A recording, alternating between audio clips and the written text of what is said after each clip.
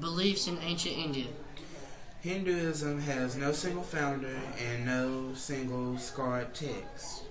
It grew out of the overlapping beliefs of the Desire groups who settled in India. Later, people brought other gods' beliefs and practice. Hinduism became one of the world's most complex religions, with countless gods, goddesses, and many forms of worship existing side by side. All Hindus share century basic beliefs.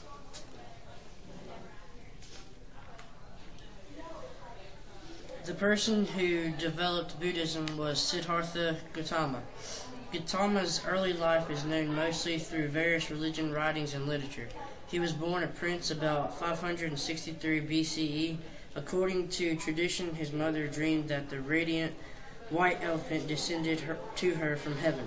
Such signs as this led to a prophet to predict the boy would someday be a wandering holy man. He was no longer Gautama, he had become Buddha, or the Enlightened One. The Buddha spent the rest of his life teaching others what he had learned. In his first sermon, after reaching enlightenment, he explained the Four Noble Truths that lie at the heart of Buddhism.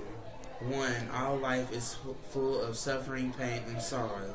2. The cause of suffering is novetri, or negative deeds and midsets such as hatred and desire.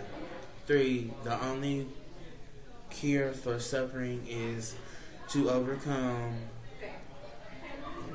no virtue. 4. The way to overcome no virtue is to follow the Eightfold Path. Comparing Buddhism and Hinduism. Buddhism grew from the same traditions as Hinduism. Both Hindus and Buddhists stressed non-violence and believed in karma, dharma, and the cycle of rebirth. Yet the religions differed in several different ways. Instead of focusing on the priest for spiritual gods and many gods of Hinduism, the Buddha urged each person to seek enlightenment through meditation. Buddhists also rejected the caste system, offering the hope of nirvana to all regardless of birth.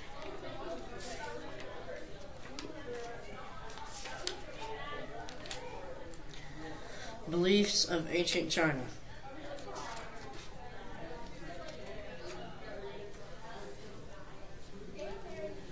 In Shang times, the Chinese had developed complex religious beliefs, many of which continue to be practiced for thousands of years. The early Chinese prayed to many gods and nature spirits. Chief among them was the supreme god Shangdi. The king was seen as the link between the people and Shangdi. At first, only the royal family and other nobles had ancestors important enough to influence the gods. Gradually, other classes shared in these rituals. The Chinese called on the spirits of their ancestors to bring good fortune to the family. During the late Zhou period, when war and social changes were disrupting old ways of life, new belief systems developed that would form the basics of China's culture and government for centuries to come. Thinkers such as Confucius, known by the Chinese as Confuzi, and Lao Tzu put forward ideas how to restore social order and maintain harmony with nature.